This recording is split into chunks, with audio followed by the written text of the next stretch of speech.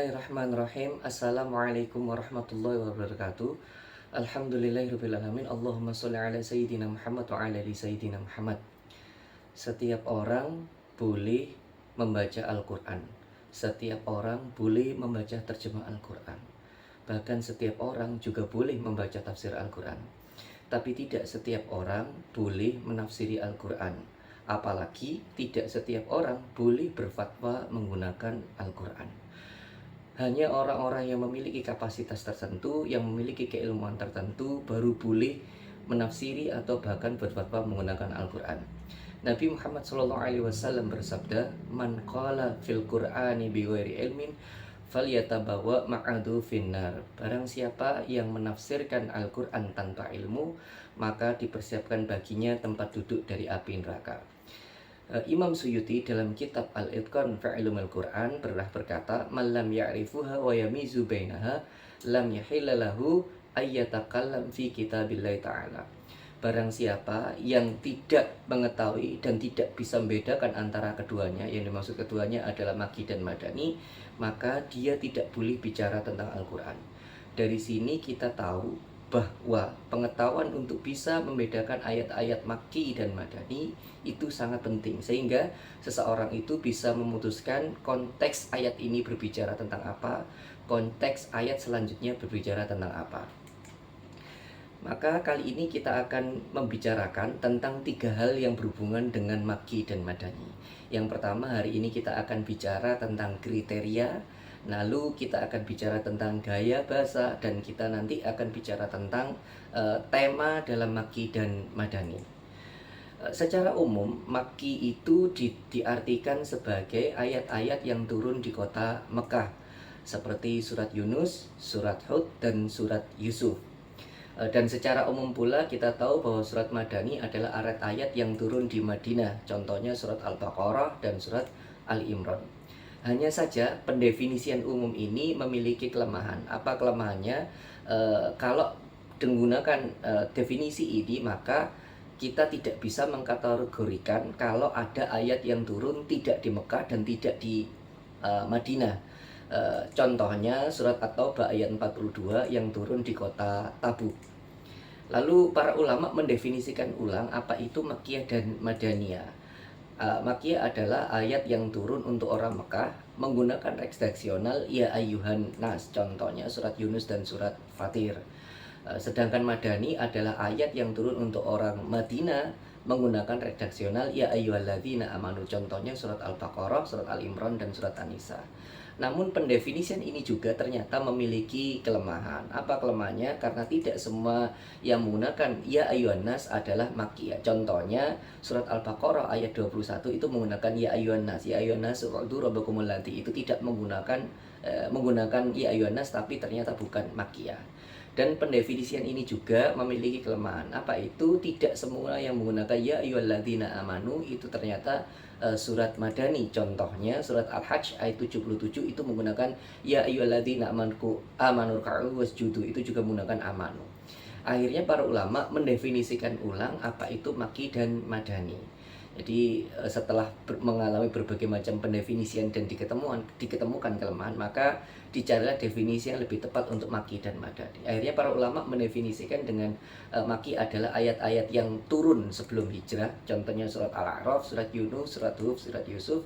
Dan Madani adalah ayat-ayat yang turun setelah hijrah. Contohnya surat An-Nisa ayat 58.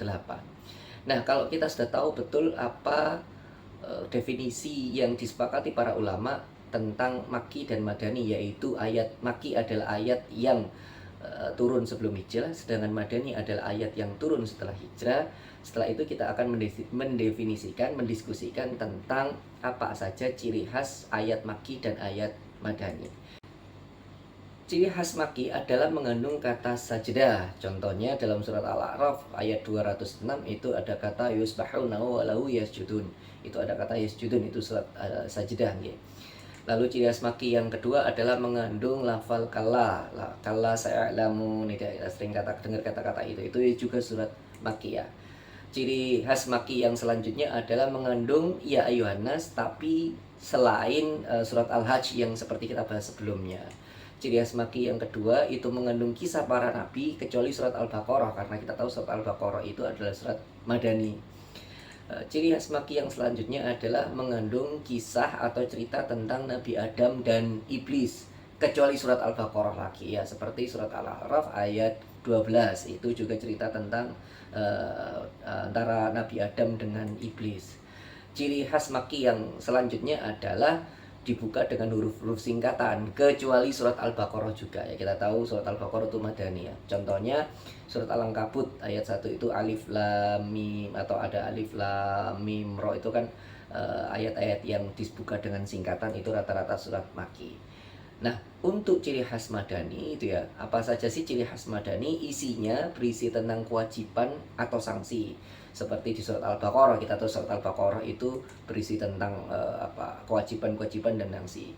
Ciri khas Madani yang selanjutnya adalah berisi tentang ciri orang-orang munafik, kecuali surat Al-Ankabut. Ciri khas selanjutnya di dalam Al-Madani adalah terdapat dialog dengan ahli kitab. Contohnya surat Ali Imran ayat 69. Kalau kita sudah tahu definisi dan ciri khas, sekarang kita akan membahas tentang gaya bahasa dan tema tentang Makki dan Madani. Untuk gaya bahasa Makki dan tema-tema dalam surat Makki itu berisi ajakan tentang tauhid, serta bercerita tentang api neraka gitu ya. Contohnya surat Al-Ghashiyah ayat 3, tasla naron hamiyah, mereka masuki api neraka yang sangat panas. Gaya bahasa tema Makki itu berisi tentang tentang dosa membunuh, dosa musyrik dan sebagainya. Contohnya di dalam surat Al-Maun ayat 2. Ciri khas gaya bahasa Makki yang selanjutnya itu berisi kisah Nabi dan umat-umat terdahulu supaya kita menjadi lebih sabar ya. Contohnya surat Al-Anbiya ayat 68. Mereka berkata, bakarlah dia Ibrahim dan kamu, dan bantulah Tuhan kamu jika kamu benar-benar bertobat. Ini olok-olok kepada Nabi Ibrahim ketika Nabi Ibrahim akan dibakar itu. Jadi kita tahu betul surat-surat Makki itu bercerita tentang nabi-nabi terdahulu, kecuali surat Al-Baqarah ya. Itu memang dalam rangka memberikan ibrah, memberikan pelajaran bagi kita. Gaya bahasa Makki selanjutnya adalah berisi kalimat pendek dan ada sumpah ya. Contohnya kayak a'udzu birabbin nas atau wal asri, itu ya gaya-gaya bahasa. Wadduha itu gaya-gaya bahasa sumpah, seperti itu adalah ciri khas gaya bahasa dan tema Makki. Sedangkan untuk gaya bahasa Madani dan tema-tema Madani itu isinya menjelaskan tentang ibadah-ibadah muamalah, kekeluargaan dan waris. Jadi ceritanya tentang tata cara dan aturan begitu. Gaya bahasa Madani selanjutnya adalah seruan terhadap ahli kitab gitu ya. Ya contohnya surat Al-Maidah ayat 67 berisi tentang bagaimana Rasulullah disuruh untuk menyampaikan kepada ahli kitab. Gaya bahasa Madani dan tema Madani selanjutnya adalah bahwa Madani itu kalimatnya panjang-panjang. Makanya kita sebut kayak surat Al-Baqarah, surat Ali Imran, ya surat An-Nisa, itu kan surat-surat yang isinya panjang-panjang. Nah, itu adalah salah satu bentuk ciri khas Madani. Maka dengan mengetahui Makki dan Madani, kita akhirnya jadi lebih tahu apa konteksnya ayat tersebut turun. Ada sebuah pertanyaan yang menarik tentang kenapa sih harus ada para ulama mengkategorikan Makki dan Madani? Kenapa para ulama membuat pengelompokan antara Makki dan Madani? Begitu.